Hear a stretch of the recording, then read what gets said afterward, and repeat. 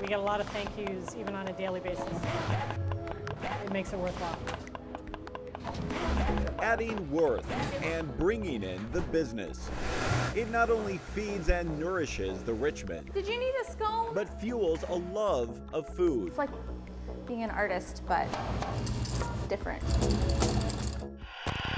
And different is what Sarah Bacon says came walking into her small restaurant. And so what did he want? He wanted money. He wanted cash.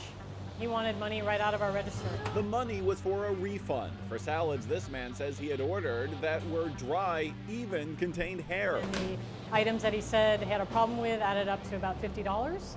And he wanted that cash right in his hands right then and said he would not leave until he got his refund. Co-workers had him call her at home, but when he couldn't remember exactly when he was there, His story changed. couldn't remember exactly what he ordered, Which items he ordered changed. couldn't remember exactly what the problem was. The reason why he wanted a refund changed. Sarah Bacon couldn't exactly return him anything. So I could just tell something wasn't quite right. She emailed his image to other businesses and then heard more that just wasn't right. First called and told me there was a long hair in his cake. Found a hair in his pie. Long hair in my food. No receipt. Said he didn't have the receipt. No receipt. I was a little suspicious. His story kept changing. But it was on a Monday that he came in. We're closed on Monday. And he said he paid cash.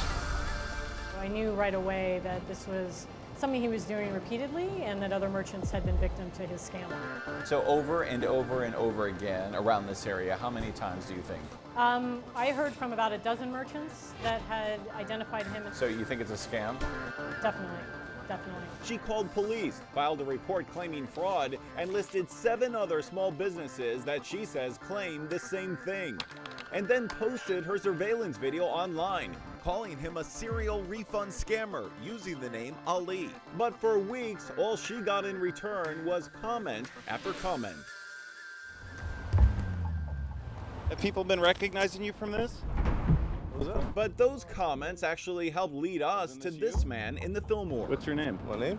Yeah. It's Waleed, isn't it? Yeah. Waleed, similar to Ali, but he says the similarity ends there. This isn't you right here. No, that's not me. You think that looks like you? Can't really see. And at first, he said he hadn't seen anything about any serial scammer. Well, this is all over the internet right here. Oh, wow.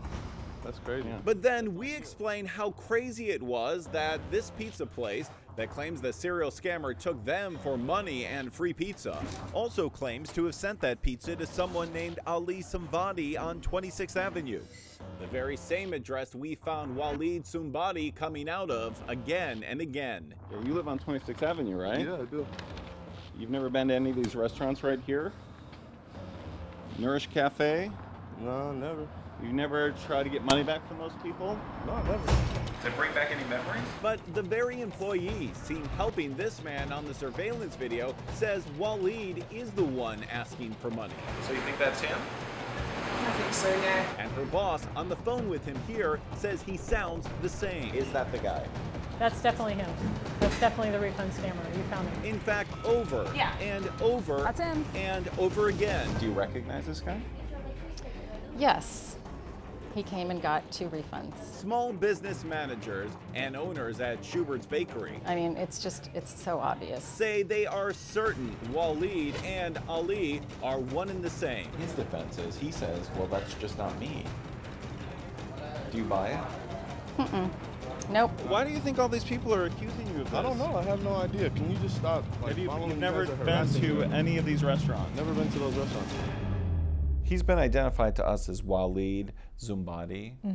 Have you spoken to that man? SFPD has spoken to the suspect, but because he's not booked and hasn't been arrested, I can't confirm that that's the name. Police will only say they do know who this is on the video and that they've been investigating a possible crime. But it's definitely a crime to try and fraud someone by saying you placed an order and trying to get free money from an innocent business when you never ordered anything in the first place. At that Nourish Cafe, they never gave me the money.